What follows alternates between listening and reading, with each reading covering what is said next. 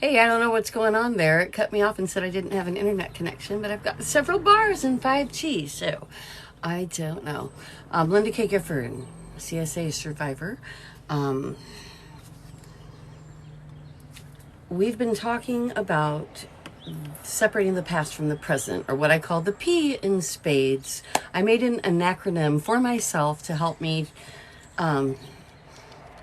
Basically, I identified the things that I do every day, just routinely, that ride me through the CPTSD triggers I have, and also the things that I do sexually in the bedroom with my when things happen, when it does happen, you get intrusive thoughts back to the past. And we talked a lot about why in the last couple live streams. If you want to go back, they're also on YouTube, and there's a link on here if you want to go back and listen to those, where we got really deep into about, I say we, like there's more people here. I mean, I'm one person. I also have two alters, but they don't run my life kind of alters. They don't need their space. Excuse me. I got my window open here, my upstairs office. And but my alters are little girl and rage, and little girl submits and goes away, and I don't remember what happens to little girl very well. I remember, but I don't feel it.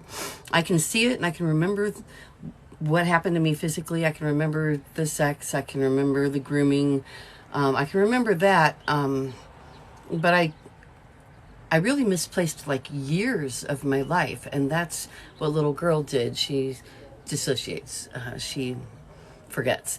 And then rage, when little girl dissociates and hides away after bad things happened to me, that persona would end up on a bathroom floor or out in a field or in a closet or something. And then rage would take over. And I just named them myself. They're not, that's what I mean. There's different levels of having alters. I'm not Sybil. I don't have alters that come in and take over and have names. Hey, I'm going to talk to you. I'm a little girl now. It's not like that. I am describing the dissociated parts of me that I have coming to know now. And while I never didn't remember everything that happened to me, I had ways of farming it away into dissociated. Both are correct, actually. Dissociated personalities, and now I've integrated them. So now I still hear little girl in my head, and I hear rage too, and he's an asshole. I don't like rage because rage kicks my ass. Rage saved me once upon a time. When little girl submitted and would then cry and be brokenhearted and cry and cry and cry, and then wake up on a bathroom floor or a field or a closet, like I was saying earlier, then rage would be get up, get your shit together, go be perfect, go do everything perfectly. And that's why so many people, not that I'm saying I'm perfect, so many people who are friends of a sexual assault survivor, a childhood sexual assault long-term survivor like myself, find it really hard to believe when they do find out at first. Now, if you start studying the characteristics of a survivor and actually made a study of my life as more than just an acquaintance, you would see that it's oh yeah, totally. I've even met a person who was a friend at a dinner party who I didn't even know worked with people like me. And she identified me as a childhood sexual assault survivor to my then husband, which pissed me off, frankly. They were talking about me behind my back. But it also pissed me off she was right, and she got it right, based on just my demeanor. And so that was one of those incidents, along with the therapy that I was doing to leave that same husband, because I think he was sleeping with her too. So it's great to be analyzed by the person that your husband is sleeping with. And for her to be right. Ugh. Life's weird sometimes, huh? Hang on, I'm drinking a fake bull. Aldi version of fake bull. Very good stuff. Very good stuff. So yes, dissociating is even then, it was a good thing. But it can carry over and have negative consequences as an adult. So, I've spent some time thinking about this and writing about it in my book. And I decided, rather than have to get over, because I hate it when someone's like, it's like saying never eat a Milky Way again. It's like, well, I know they're bad for me, but I love them. Dissociating, I know in some ways it's bad for me, but I love it because it's so convenient. It's so easy. It just, takes the feeling away. So, I decided there are ways to view dissociation in a good way and to use it in a good way. And that's what we're going to talk about today as we continue the P in spades. Spades, my chair swivels on its own. I'm sitting cross-legged, right? And so with my feet on the floor, I'm fine, but it just like has a mind of its own and just starts to spin. So pardon me if I start to spin away. So dissociating for good. Now, I would actually, it's actually not even considered an illness. It's not considered a bad thing. It's absolutely normal to dissociate if you are a trauma survivor of any sort. In fact, it's a useful skill, and it's a stress relieving thing. It's only when you dissociate to the extent that, like, a CSA survivors, for me, I dissociated sexually. So while I was functional sexually and playing the part and trying to play it very well and told that I was playing it very well, I mean, they probably say that to everybody, but just saying, that's one of those things that when I look back, I've been married and divorced 3 times. And I swear to you that I cannot remember the physical sensation of having sex with any of my 3 husbands. And I've tried. I'm doing trauma-focused cognitive behavioral therapy. And I dissociate to the degree that I know I was married to them. I know I have 2 children with one and one with another. I remember some romantic occasions. I remember things, but I can't feel them. And I only remember them because I did work to try to feel, I don't want to have like vivid, it's not like I'm wanting to wank off to memories of doing it with my exes. It's cognitive behavioral therapy means facing the things that you don't, the things that you suppress.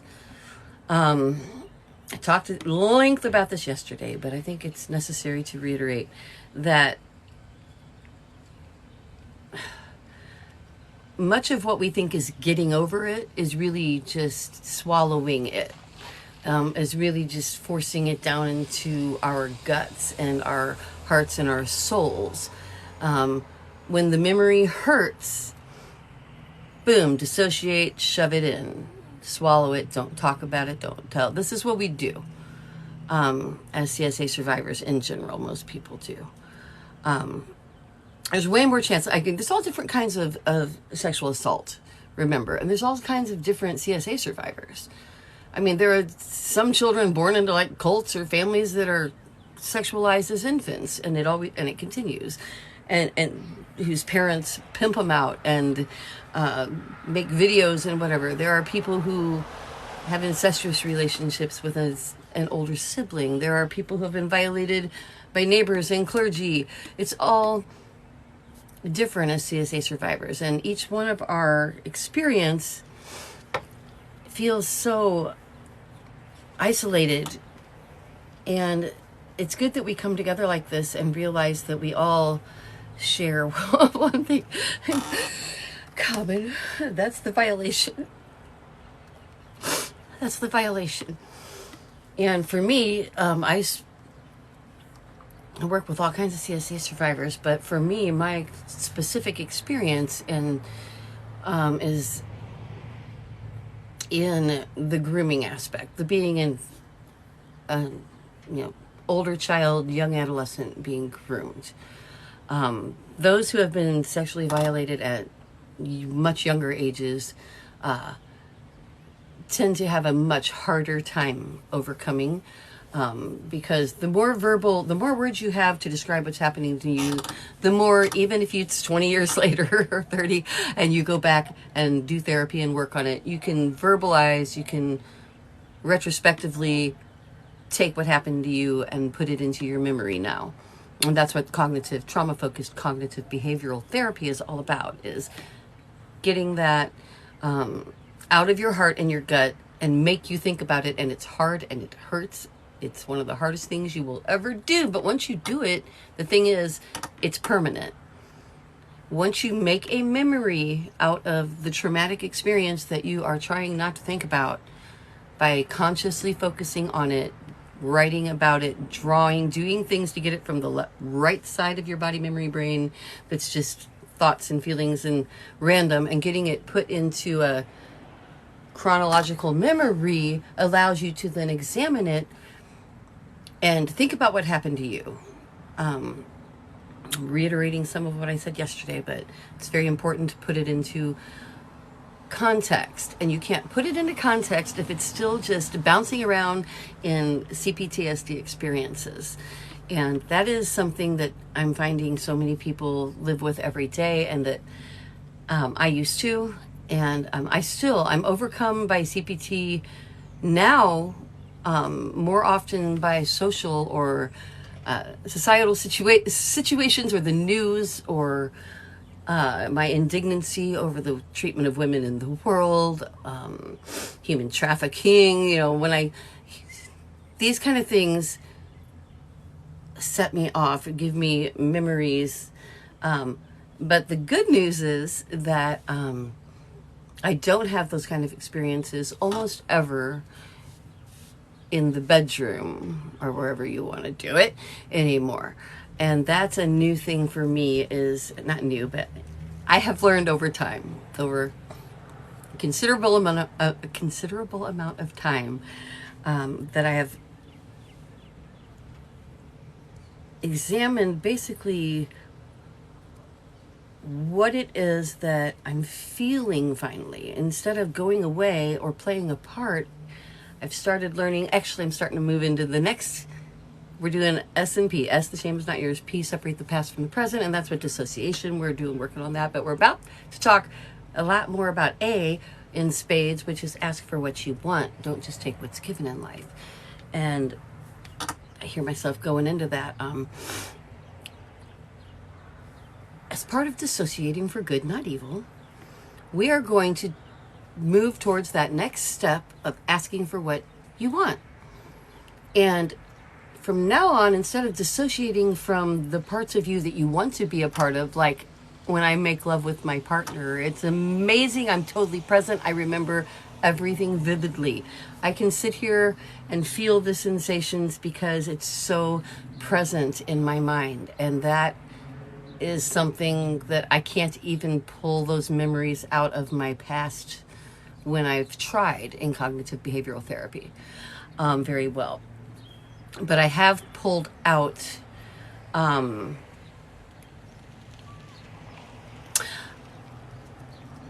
I showed this the last 2 live streams. I'll probably do this for a while because it's important. It goes with the theme. I drew some pictures. I was told by my therapist to draw pictures of what it meant to me that I felt like a piece of shit no matter what I do.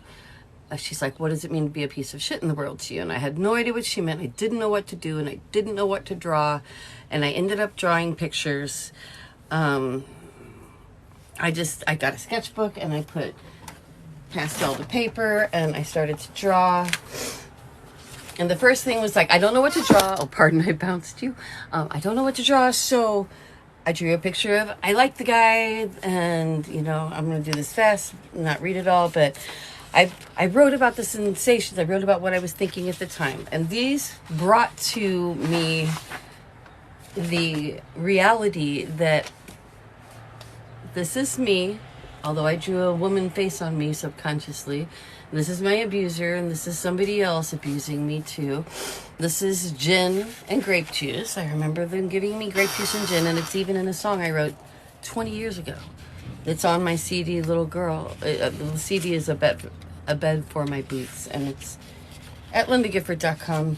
But the song Little Girl says, grape juice and gin, kitty cocktails again.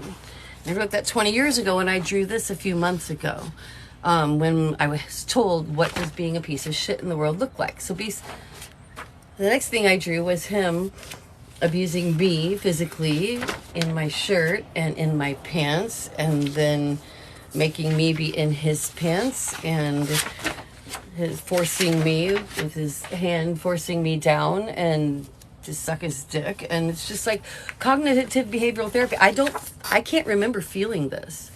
I know it happened in my mind, and thank God, I guess I can't remember feeling any of it still.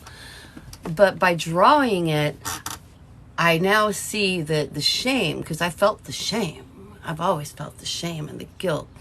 And the trauma-focused cognitive behavioral therapy showed me, and it will show you if you try it.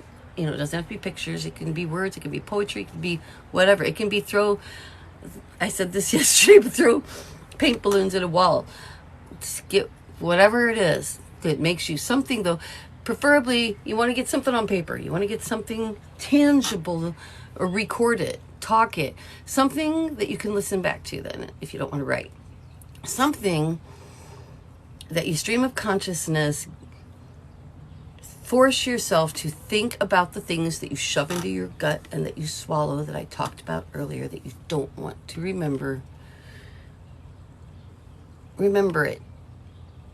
Be in a peaceful place. If you need a support person, so that in case you get triggered, you've got someone to pull you out. Okay, have them handy. I don't recommend drinking when you do something like this. I recommend that you put yourself in a state, and then you think about those things that you're trying to think about, and you write about it or draw about it, and you're going to find that now the jumbled things, the jumbled body memories are going to be more manageable, because now you're going to be able to think about them. You're going to be able to say, this happened to me. And when I look at those pictures, I don't see a shameful bad girl. I see a perverted man. And I use that term very loosely right now. And I've been told to get over it. I've been told I'm hurting my family, because this was my oldest sister's first husband who did this to me for years. It took him years, he didn't rape me the day he met me. It built up for years. And that's why I ended up feeling like guilty and shameful. But actual intercourse and penetration occurred at 14. And he had me sucking his dick by 12. So I'm calling that on him, not me now.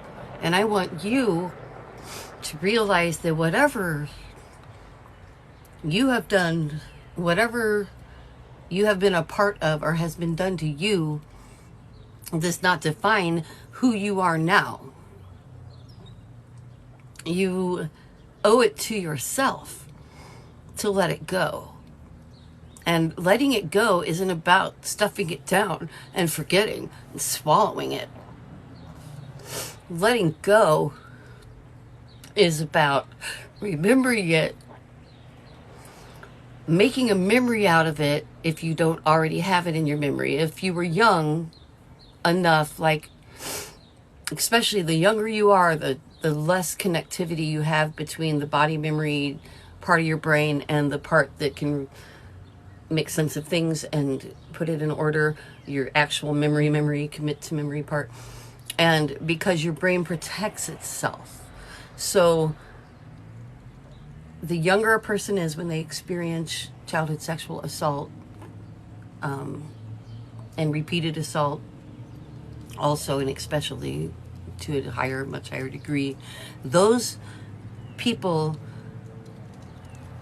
are going to have a need for cognitive behavioral therapy, and it's going to be more lengthy and harder for them. But really, about an 8-week course will help anybody, including me, to permanently move these jumbled body memories and reactions that cause the CPST. That's why it's important. These are the things that trigger you. The smell, a taste, a sound. It can come from nowhere while you're sitting happy as a lark. It can be totally a real thing, like the same aftershave or something that you're assaulter. And don't say abuser anymore. Replace childhood sexual abuse with assault, please, because being violated, being forced to have sex with somebody, someone violating, putting their body, their penis in your body, forcefully against your will, or even coercing you in a confusing manner when you're a child, you are being assaulted, not abused. And words matter, and we diminish our experience when we allow them to say abuse. So assault, sorry, I had to throw that in there. That's an aside. But so yes, do commit to. Nowadays, you know, I recommend a therapist. I did this with my actual therapist, which I am not. I don't have a PhD. I didn't get certified in an online coaching program. I survived childhood sexual assault for years and grooming for years before that. And I went on to experience life in a way that was completely affected by it. And I made a decision that I don't want to live that way. I want things to be better. And now I have this joyous life, 3 wonderful children who are my best friends, a partner who is amazing. I have sex that takes me into outer regions of the universe that we create together. And I remember, and we're like, it's amazing. And I know now that this is a possible thing, and that many of you, based on statistics, you know how many of you aren't having orgasms. I'm sorry, but you know you're not. A lot of you aren't, and you should be. Everybody deserves that kind of physical bliss, and they deserve to feel it with somebody they love and care about, who loves and cares about them. And so I work with partners. I really feel like my entire practice might be going towards working with partners and couples, because a good supportive partner is so important. But it's also so important. I'm going to wrap up with this. I'm going to throw one piece of advice in, okay? Do some trauma-focused cognitive behavioral therapy. Get a therapist if you can. Look it up online. Just do what I told you to do. Maybe, again, not a therapist, but if, you know, trigger warning, it will bring up harsh emotions. But if you can transfer the jumbled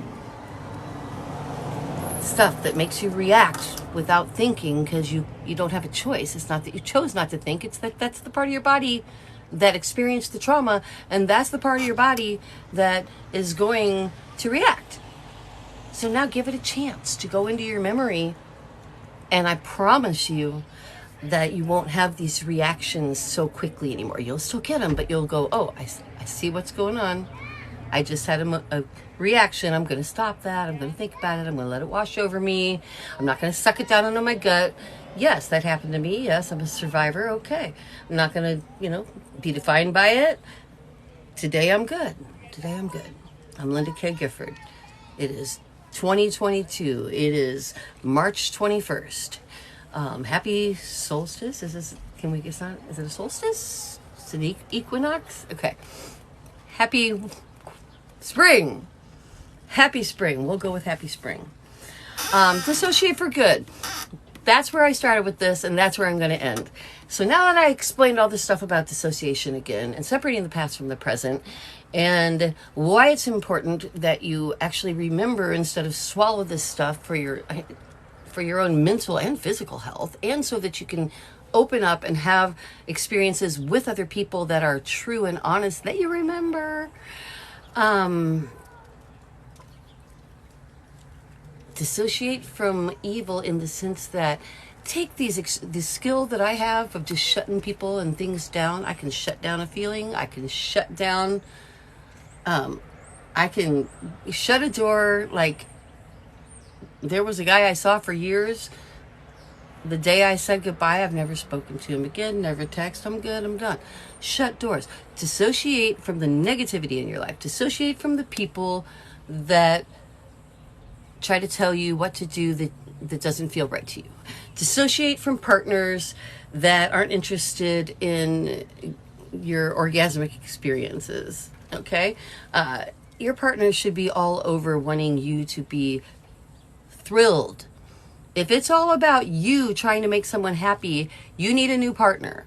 I am a home wrecker. I am a very proud home wrecker. In fact, I think I'm going to make a mug, proud home wrecker, because CSA survivors oftentimes are in homes with people that are messed up. I will never be a coach that will teach you how to deal with a narcissist or how to survive in a negative situation.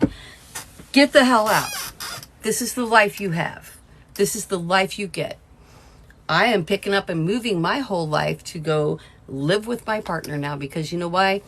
This is my life. That's why. I'm not going to be scared. I'm not going to be afraid of it anymore. I've always, like, for 14, 15, 16, 17 years I've been on my own. And before that, I was pretty much on my own even within my relationships, none of which made it even a year past. I mean, I knew within 6 months to a year I was leaving everybody. It was never a thought of staying.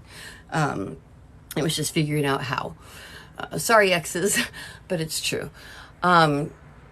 So letting go, dissociating from the things that are stopping me from doing what I want to do. And from the negative voices that say, don't tell, keep it a secret.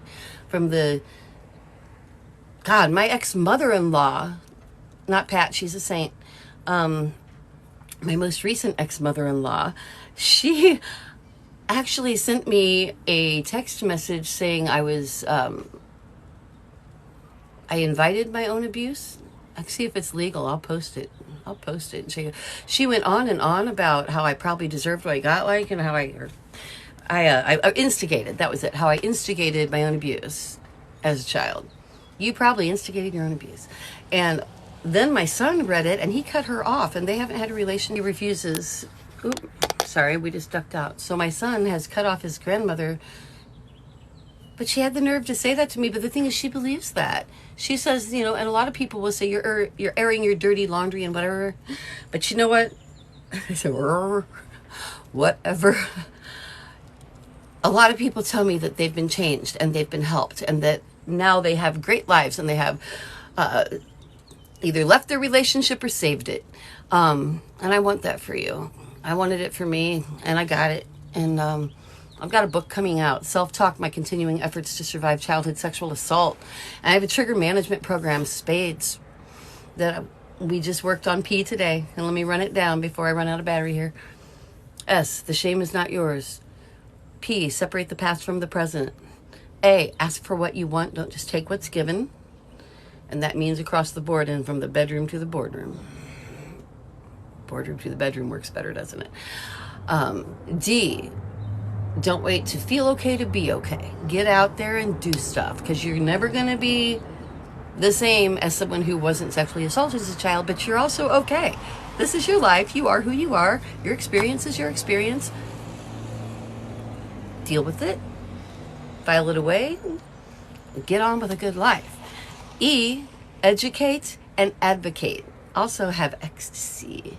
And S, the final S in spades. You can just do spade if you're mortally opposed to the idea of spirit. But I am not a religious person, but I definitely believe that the spirit and the spiritual side of everything is important. Love your neighbor as yourself, right? Do good in the world. Disassociate from evil. Do good for yourself. Don't Don't accept a life of being the person in the middle. I'm going to wrap up. I really am. I keep saying that. But 3 things. There's 3 kinds of people, right? There's the angry 3 kinds of CSA survivors. There's probably 18, but I'm going to go with 3. I'm angry, this happened to me, I'm so pissed, I'm so hurt, I'm gonna tell everyone about it or nobody about it, but it's gonna hurt me forever. I can never be okay because this happened to me. The person who's always looking back and angry.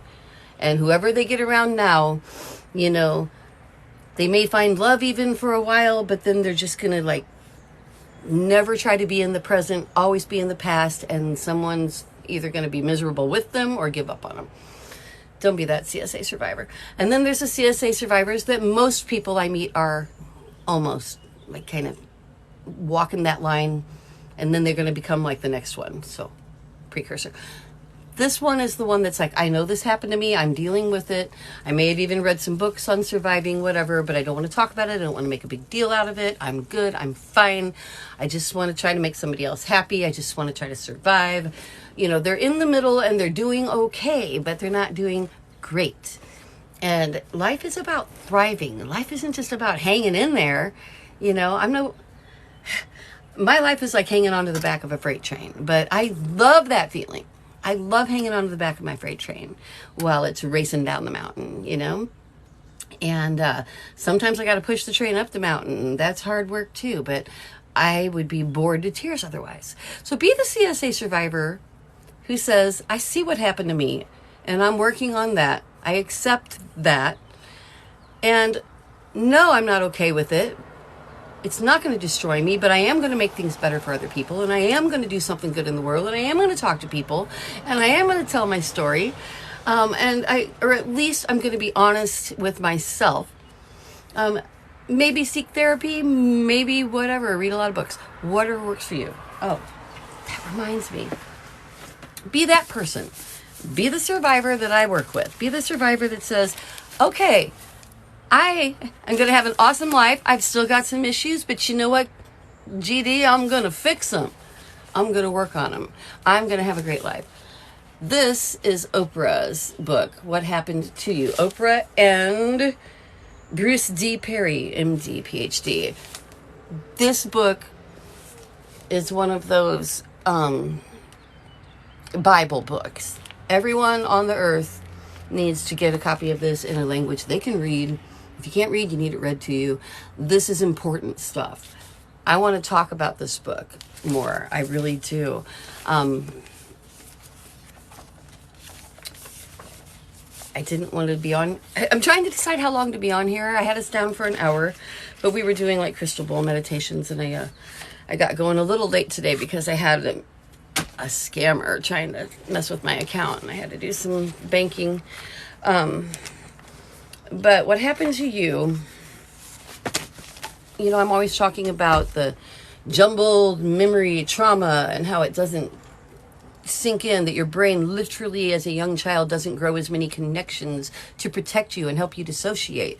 Well, here in Oprah and Bruce D. Perry, MD, PhD, Dr. Perry, we'll call him, for the sake of that's a mouthful.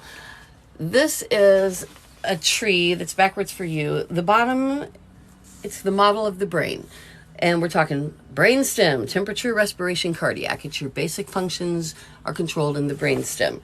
The next level is the diencephalon, which is arousal, sleep, appetite, movement, right? So this responds to the physical. And when you are traumatized physically, you get stuck here and you don't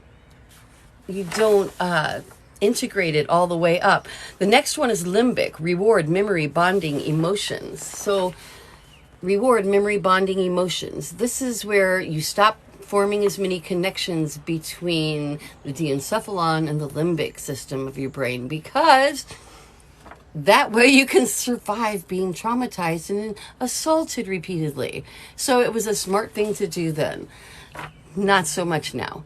So some trauma-focused cognitive behavioral therapy. That's a mouthful. Some trauma-focused cognitive behavioral therapy, and you'll be all good.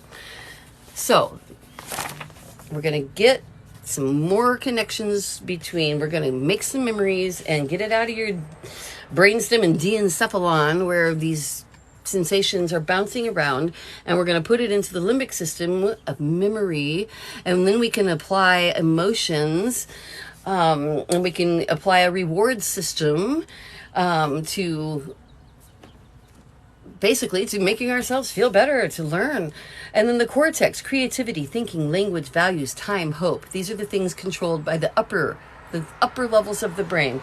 So by moving your trauma past the CPTSD stage of jumbled sensations, memories, you are able to form these connections and move it into the next levels. You can move it into the level that's controlling emotion, that's controlling memory.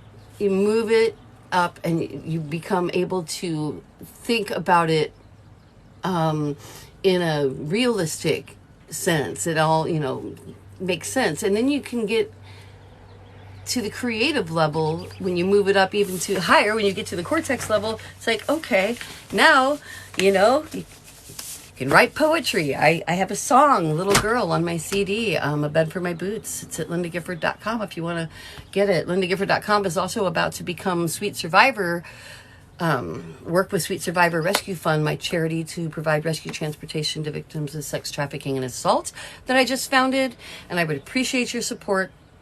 I'm also need some gifts. I need some gifts because to apply for nonprofit status for that, I need some money, and I'll have it.